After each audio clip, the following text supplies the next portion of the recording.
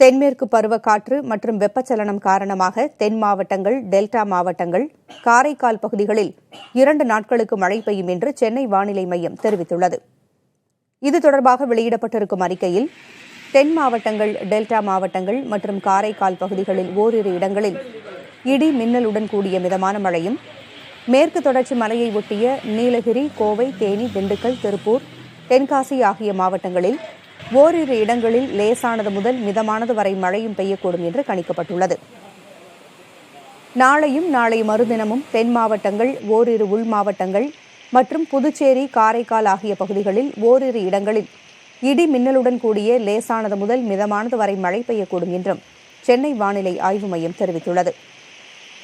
சென்னையை பொறுத்தவரை அடுத்த 48 மணி நேரத்திற்கு வானம் ஓரளவு மேகமூட்டத்துடன் காணப்படும் என்றும், நகரின் ஒரு சில இடங்களில் இடி மின்னலுடன் கூடிய லேசானது முதல் மிதமானது வரை மழை பெய்யக்கூடும் என்றும் சென்னை வானிலை ஆய்வு மையம் கணித்துள்ளது.